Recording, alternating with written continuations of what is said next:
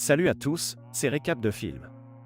Aujourd'hui, je vais récapituler un film intitulé Le Homard de 2015. Le film commence avec un gars appelé David dont la femme vient de le laisser maintenant dans sa maison, mais tout à coup, le personnel de l'hôtel entre et emmène les femmes et David, avec eux. David arrive dans un hôtel où il apprend qu'il a 45 jours pour trouver un partenaire sinon il serait transformé en animal de son choix. La réceptionniste interroge également David sur ses qualités préférées pour un partenaire. Nous voyons aussi un chien avec David qui est son frère devenu chien parce qu'il a échoué à ce programme. Plus tard, le directeur de l'hôtel rencontre David et lui en dit plus sur ce programme. Elle demande également à David en quel animal il aimerait se transformer si la situation se présentait. David répond en disant en homard car ils vivent longtemps et David aime la mer et la plage. Cette réponse est surprenante pour le manager car la plupart des gens veulent être un chien. Le personnel de l'hôtel menotte la main de David. Le lendemain, l'alarme l'avertit qu'il a 44 jours. David se dirige vers la salle à manger pour le petit déjeuner où il voit tout le monde assis à une seule table. Il commence à analyser les femelles là-bas pour trouver une partenaire. David rencontre alors un homme appelé Robert qui a un Zézéman et John. Ils sortent tous les trois. Ils profitaient de la vue sur l'océan. Robert exprime leur souhait d'être sur l'un des gros bateaux qu'ils regardaient où l'hôtel envoie de nouveaux couples vers la fin du programme. Ce soir-là, le directeur de l'hôtel permet à de nouvelles personnes de se présenter et John leur raconte sa vie.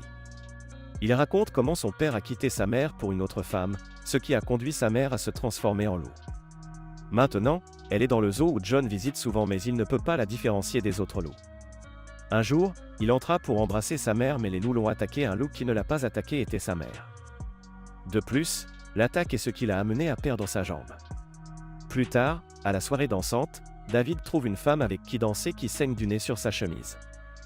D'autre part, Robert trouve une fille appelée Fille sans cœur pour danser et John s'installe avec une femme biscuit. Le lendemain, tout le monde part dans la forêt avec des tranquillisants pour capturer les solitaires qui refusent de se transformer en animaux et pour chaque solitaire, ils chassent un jour de plus pour trouver un nouveau partenaire. Tout le monde commence à chasser les solitaires. Au final, la fille sans cœur arrive en tête de liste et David en capture 0. Une femme de chambre parle à David de la prochaine tâche et la bonne insiste sur le fait qu'il est nécessaire de l'aider psychologiquement à trouver un partenaire. Elle lui donne une danse privée pour l'aider et David s'excite rapidement, ce qui est un bon signe. David en profite et demande à Med si elle peut faire plus et Med refuse tout simplement.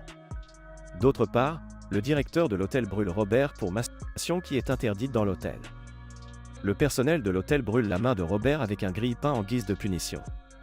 La fille au biscuit s'approche de David dans le bus mais David ne semble pas intéressé. Biscuit Girl révèle également qu'elle se tuera si elle ne trouve pas de partenaire. Un jour, Robert partage son souhait de se transformer en perroquet et demande à David et John de le rejoindre pour qu'ils puissent tous être ensemble, mais John l'insulte à la place. Robert se met en colère et l'attaque. Un jour, Josh rejoint la femme qui saigne du nez dans la piscine et ils parlent de natation technique. Soudain, le nez de John commence à saigner et John explique que cela arrive tout le temps et elle sympathise avec lui car elle se sent familière. John rend visite à David et lui raconte comment il s'est cassé le nez pour attirer l'attention de la femme qui saigne du nez. Cela fonctionne et John et la femme qui saigne du nez sont annoncés comme un couple et le responsable explique que leur relation sera surveillée par le personnel. Le dernier jour de son ami, le saignement de nez, une femme lui lit une lettre sur leur jeunesse et comment leur amitié lui a donné de la force. Elle raconte aussi sa jalousie de son attrait. L'ami se transforme en cheval. David regarde la femme qui saigne du nez et dit à son ami au revoir. D'un autre côté, David continue d'ignorer la femme biscuit et elle saute du dernier étage, ce qui entraîne diverses blessures.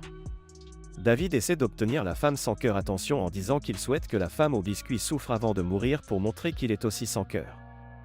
Plus tard, David et la femme sans cœur sont assis dans un jacuzzi. Tout à coup, elle commence à s'étouffer et finalement, elle s'évanouit mais révèle qu'elle faisait juste semblant de vérifier si David est sans cœur. Elle décide qu'ils sont compatibles car elle pense que David est aussi sans cœur. Ils deviennent un couple et emménagent dans une chambre individuelle. David rencontre également John et la femme qui saigne du nez, et ils ont maintenant une fille assignée. Un jour, la femme qui saigne du nez révèle qu'elle a tué le frère de David, Bob, et David fait semblant de ne pas s'en soucier. Elle continue de décider comment elle a torturé Bob, ce qui oblige David à vérifier Bob. Quand David voit le cadavre de Bob, il se met à pleurer, ce que la fille sans cœur voit. Elle gifle alors David pour lui avoir menti.